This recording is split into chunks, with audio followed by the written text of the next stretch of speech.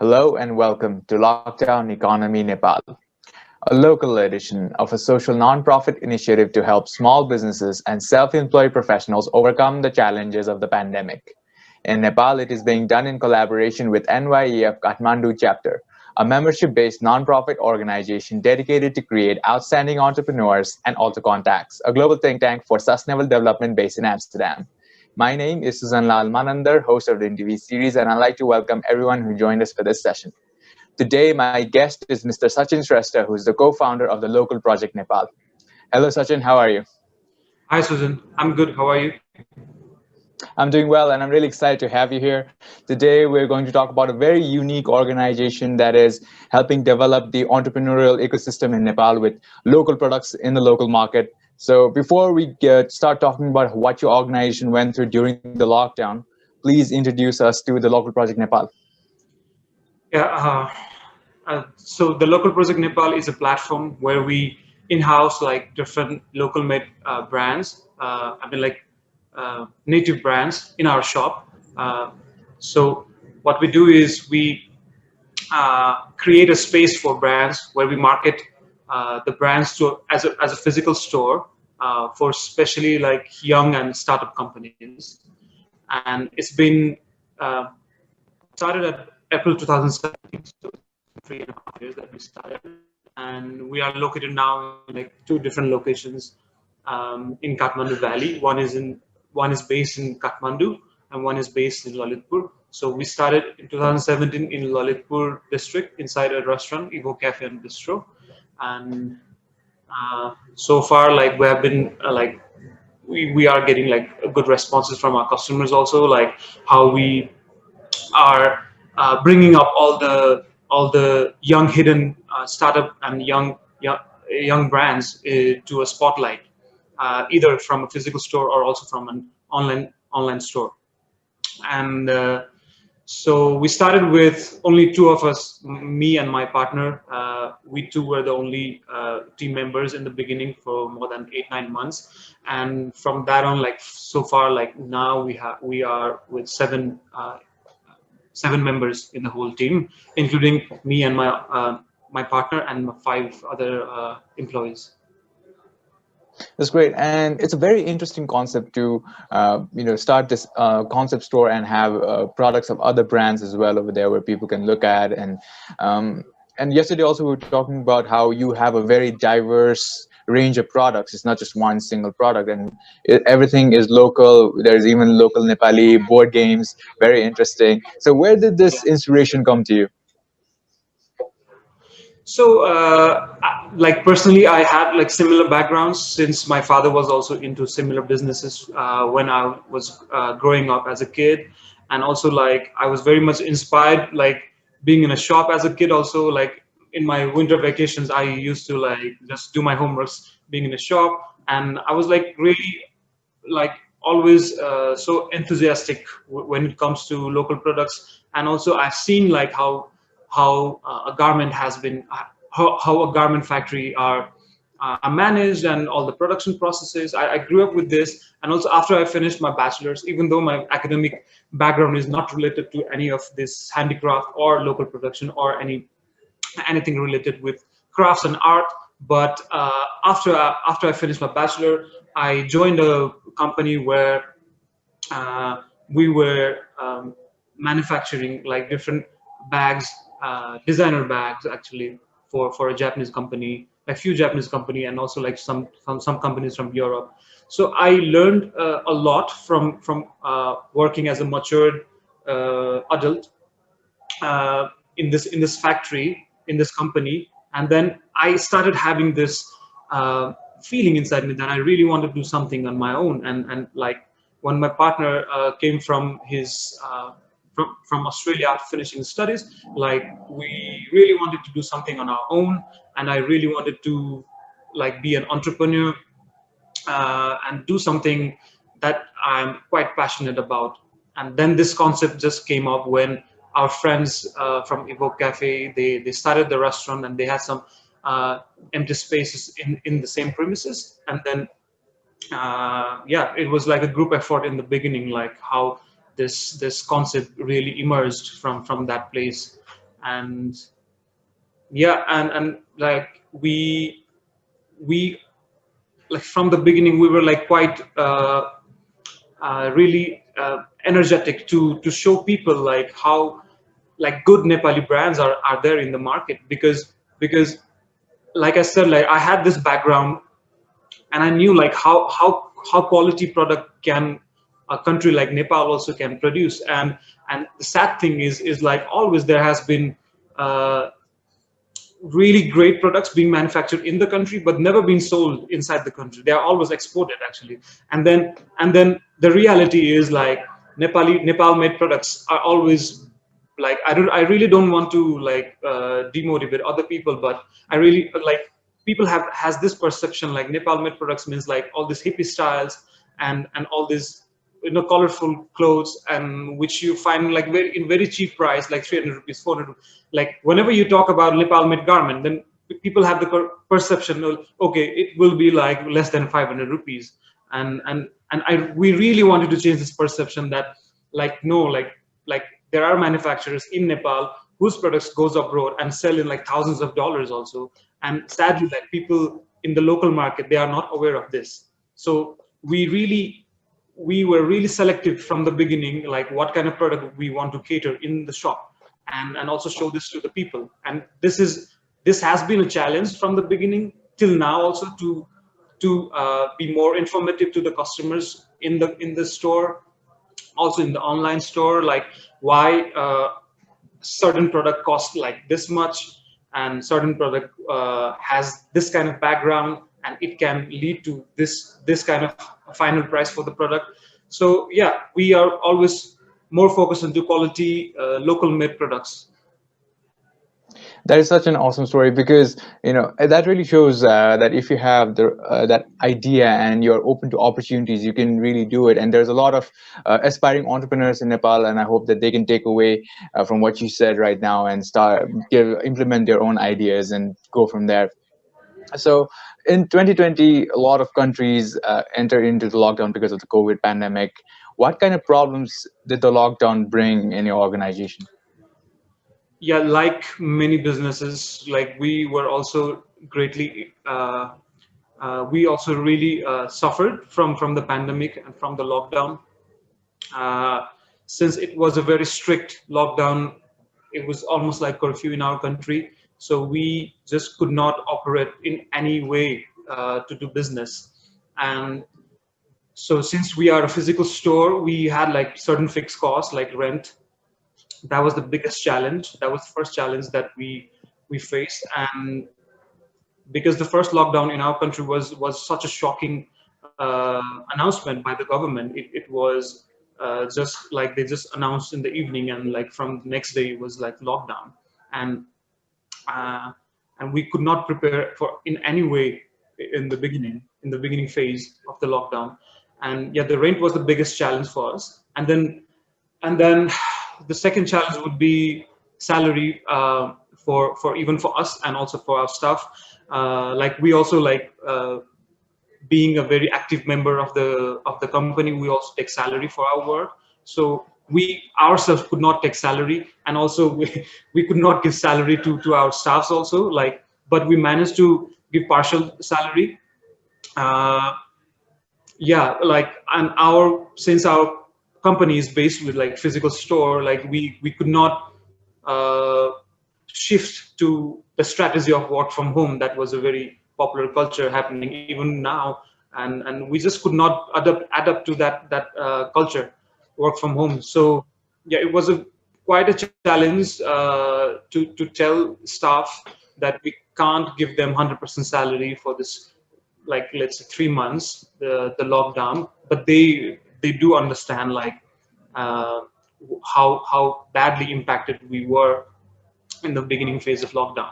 But then came the second lockdown, and yeah, we were quite prepared, like how to handle these kind of situation, how to retain your staff, and how to uh, help them also, like giving the work even being at home. So we were always like lacking behind working on our IT background, like especially like building up our second website. We really wanted to move on to a better platform as a web shop also, and we had a bigger challenge in the beginning from our first website. So we moved on to the second website, and then we in this between phases of first lockdown and the second lockdown, we trained our staff like about like working on the software that we use in both of the shops, and also like we integrated those software with our website, the new website, and how easily they can like wherever they go, they can just log in from their username and password, and they can like easily upload informations wherever you are. It's a very user friendly software that we built. And so yeah, we trained them for like 4 or 5 days, and they easily adapted that. And like the second lockdown was not much of a challenge for us. Yeah, we easily gave them some work also, like they could easily do work on online, like being at home. Yeah. Yeah, And those were two like bigger challenge for us: the salary and the fixed cost rent. you very rightly pointed out there that a lot of us were not prepared when we entered into lockdown, because in the beginning part of the year we had started hearing about COVID and how it was, and at what rate it was spreading in different countries, and then we started hearing that it entered Nepal, and then people slowly started saying that maybe we're going to get a lockdown. Companies slowly started working from home, but all of a sudden it was like, all right, we're in lockdown, and a lot of us were not prepared for that. So Yeah. when that happened, did you try to connect with your customers and also other brands that you work with? And what kind of interaction did you have with them? Yeah, so as there was like this strict lockdown, we could not be just promoting products online also.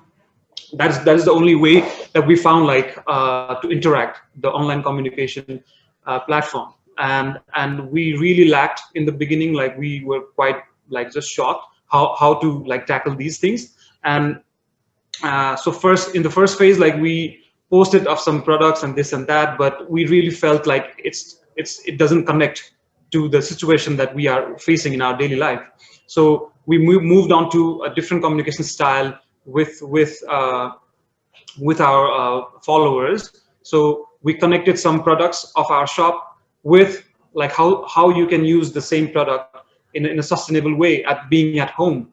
Sometimes we even did not connect the product, but we try to showcase how we can live sustainably, how we can practice sustainability being at home. So yeah, like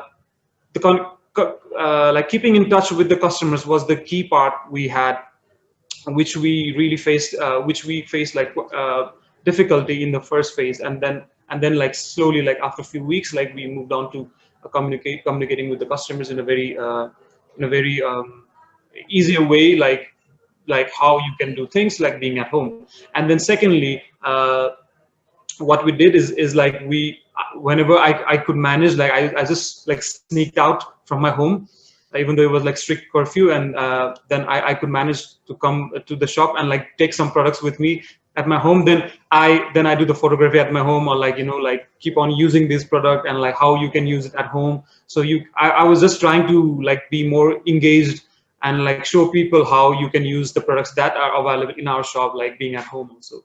So yeah, that was the main thing that we did, like keeping the touch with the customers.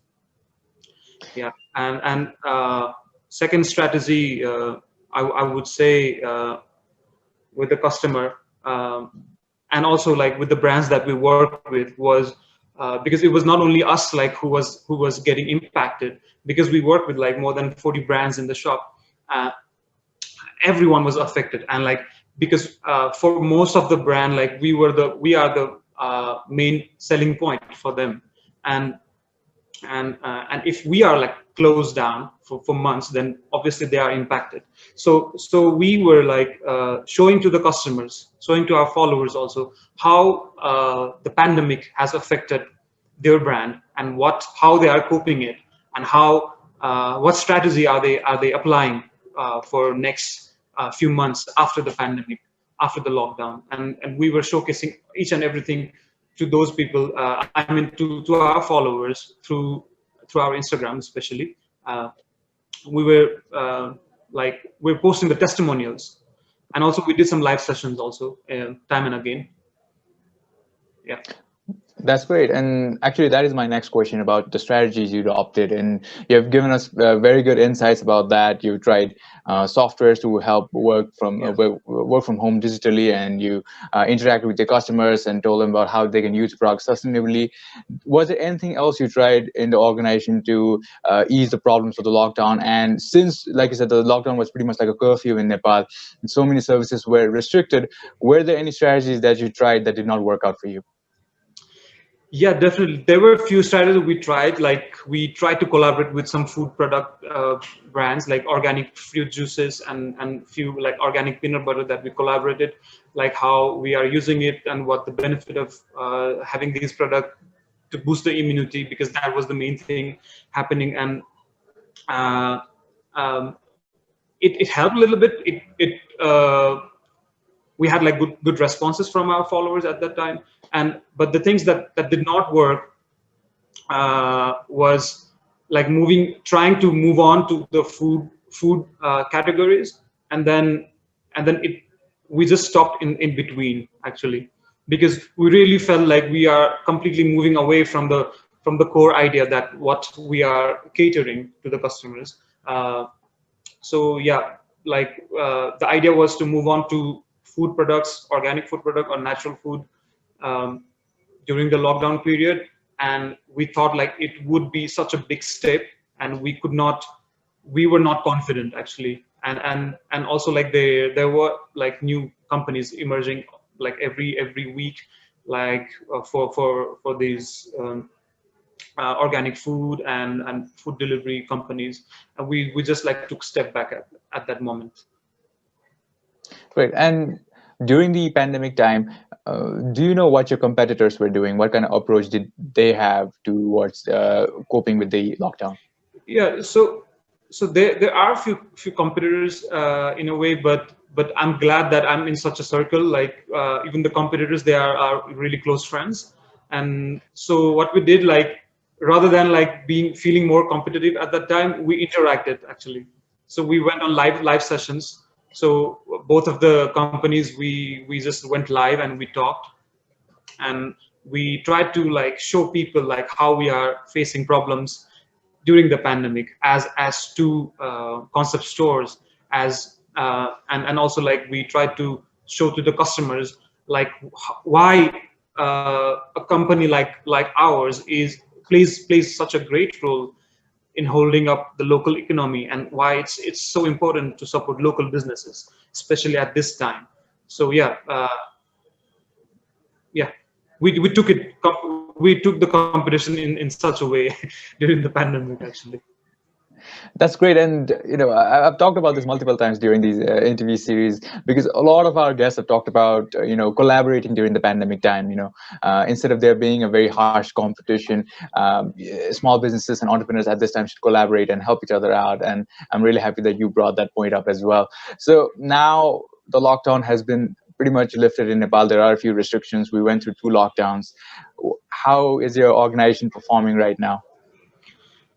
Uh, it's not that bad comparing to last 6 weeks, or let's say 2 months. The sales has picked up. We had like quite good footfalls, walk-ins also in the shop, in both of the shop.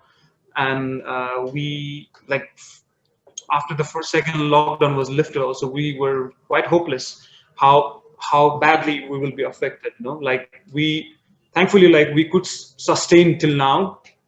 And like past few weeks has been great, but comparing to the October, November, December, these 3 months are our best months from a year, uh, to boost our sales, to boost our revenue. And but comparing to last three other October, November, December, this like last quarter of year, we this year has a significant less sales. But comparing to this tough time we had after the pandemic, it has been quite okay. And it's quite motivating that even now like people really they have this idea why the local economy is in a fragile state, and why they really need the support to a company like ours. All right. And considering where we are right now, where would you say the Local Project Nepal will be in the next 3 months? So after December, it will be a really slow month for us, especially the first 3 months of the year will be quite slow for us. So uh, so for this time, like we will really focus into finishing our web shop that we really are always like behind the schedules because we really wanted to finish it within October, target like Christmas sales, but we just could not. And finally, our second web shop has been live since yesterday, but there are like so many parts in the website that needs to be done, that need to be improved, and with the working with pictures that consumes so much of your time than we imagine. And we have like so many, like thousands of product with us, and working with each and every product, trying to put every product online has been the greatest challenge for us, being a very small company, and also like having a really like it's like less margin for our in our profitability from every sales. It has been a really big challenge for us to invest into digital market. I mean digital outsourcing team. So yeah, we'll be focusing more onto that. That is our main primary goal. And also in this 3 month, uh, we would think of collaboration, actually more collaboration with brands. There have been few ideas that are in the middle state of the development, and we really want to like get over with, also like finally coming up with some products. And we had like some products of our own also now, and but we are still like way behind than what we really want to deliver, and we want to like sharpen this edge that we really want to get into. Great. So, Sachin, this is my final question to you. If there are three things in your business that you need help with, what would they be? So yeah, we are always being queried for the products to be shipped to Europe, to even to other parts of Asia, and also to the States. And yeah, this has been our really great challenge, like to ship in a very economic, with an economic price. Uh, the shipping is so expensive to ship to Europe that like the cost of a product is let's say like 3,000 rupees, and shipping will be 3,500 rupees, and the customers really hesitate to buy the product. But there has been some sales also, even though we have this situation and with the shipping cost. So I would really uh, would like some help to reduce a way, a technique to reduce the shipping cost to sell retailly. Obviously there are easier ways to do cargo shipping, that cost is way cheaper, but for courier charges, like we really want to find a cheaper way of doing this. So that is one help that I always imagine that will make our life easier. And another would be we really lack about marketing also, especially into international market. We always get queries like to collaborate with some brands abroad, and but that has not been clicked on like in a very specific way. And we really hope like someday like we would match with some maybe a shop like ours, or some other entrepreneurs like abroad, with whom like we can work together, and also like move abroad across Nepal also, like selling really quality products in other countries and continents. And another would be like I previously mentioned also, like sometimes we feel like we lack investment, or like some part of investment, let's say, especially for our finance, I mean especially for our digital marketing. because that covers such a huge cost actually, to have a photographer, to have a digital marketing team for content writing, for video shoots, and also for pictures. So yeah, we had we have really limited budget to invest on this, and so far we have tried our best to come up as a really presentable brand, digitally in social medias. But we really want to scale up in this, also with the web shop. So yeah, finance for digital marketing and web shop would be a help that we would be seeking for. Yes, and there are very important points you just mentioned, since a lot of things these days are done virtually, and digital marketing is very important. And that is a point a lot of entrepreneurs are talking about. And regarding the international shipping you just talked about, we had a little bit of chat about this yesterday as well, and we've been hearing rumblings in this sector as well that there might be improvements, and hopefully those improvements will come sooner than later. And Sachin, this has been a wonderful conversation. Thank you so much for coming on and giving us your insights on this interview series. Thank you, Susan. It was a pleasure. Thank you. Thank you again, Sachin, and thank you to everyone who joined us for this session. If you have any questions for Sachin, you can find his contact in the description or leave a comment in this video.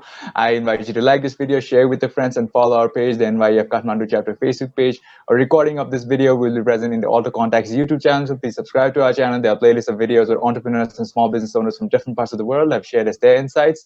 We'll have many more interviews like this in the upcoming weeks. Stay tuned, and goodbye. Thank you.